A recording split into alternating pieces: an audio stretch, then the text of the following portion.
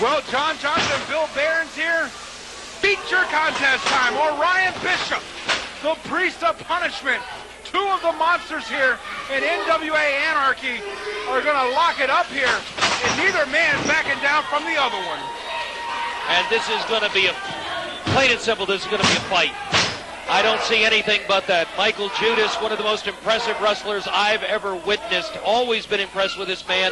After a tour of Puerto Rico, when he returned to this arena, he came back as the consummate professional. But Orion Bishop has been nothing but impressive since he premiered here. And you're looking at two literally larger-than-life professional wrestlers. Two guys that put fear in any opponent going one-on-one for the first time.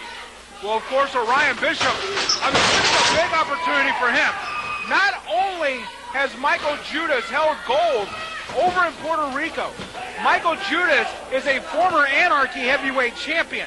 What a feather in the cap it could be for Orion Bishop if he was able to find a way to defeat Mikael Judas here tonight. But right now, Mikael Judas with that side headlock, keeping him in the center of the ring. And that's smart. Wear the man down, keep him on his back. It doesn't matter the size difference doesn't matter on the mat, but when you have two huge men like this and the way he's leveraging back on that neck, he's going to do serious damage to this big man. But that's a big neck, too. It's going to be hard to damage that. I'll tell you, Orion Bishop has not been shy about picking fights with the biggest dog in the pound. He's picked fights with Shadow Jackson, and I don't think Shadow Jackson has yet gotten everything back he wants for Orion Bishop. And right now, Orion Bishop has picked a fight with the biggest man in the building, the biggest man in Anarchy, and this is going to be one heck of a match. Well, you know, Mikael Judas puts the fear in a lot of men here in NWA Anarchy, with the exception of maybe Orion Bishop. Orion Bishop doesn't seem to fear Mikael Judas, and you know, you talked about that big, thick neck of Orion Bishop earlier. Orion Bishop, a former arena football, player, definitely, was able to develop that upper body, that neck strength and everything, but also has an amateur background in wrestling, so we know this man can not only fight, he can also wrestle in that ring. Well, you can also see that he's taken advantage of that football background with some of the things he does to hurt his opponent.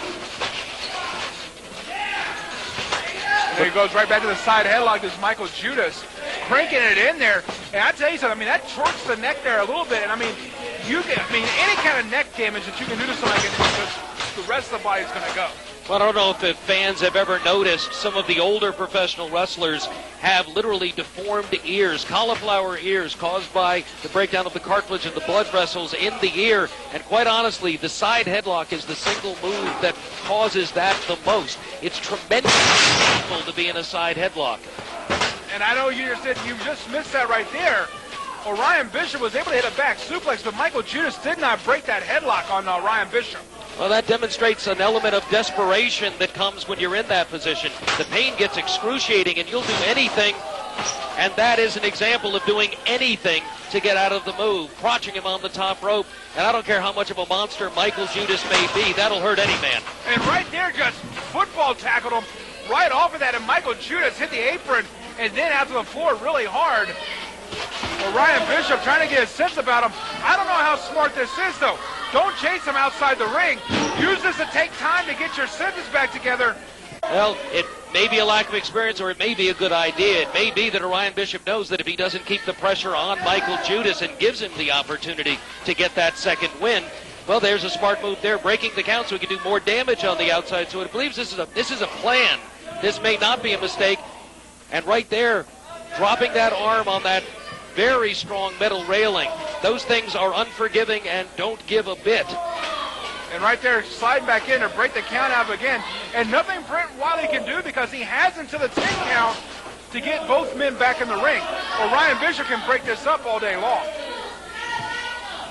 Now, it's a judgment call to some extent on the part of the referee. He could decide to count out Mikael Judas, but with the other wrestler breaking the count, it's then a judgment call on his part whether to restart the count. The priest of punishment, Mikael Judas, just got a good glimpse of it there. I mean, obvious pain clenching that arm that Orion Bishop dropped over that metal guardrail, and now has the man in the corner. How many people can lay claim to this? Very few. Only a handful of people can say they've had Mikael Judas in this kind of predicament. But you got to stay on him, and you've got to keep wearing him down because this man is tremendously strong and tremendously talented. Notice that as soon as he got into the ring, the first thing he did was make sure he got to his feet, make sure that he got to that vertical base so that he couldn't get pinned.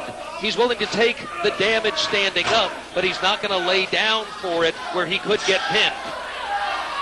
I want to remind all the fans we are just a few weeks away from Seasons Beating, the first big event of the new decade, 2010.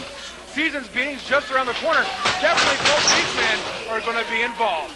Well, they sure will, but there was a little bit of the example. Michael Judas stayed on his feet and was able to mount a pretty strong comeback and get a little bit of breath going, but this Orion Bishop is literally a bull.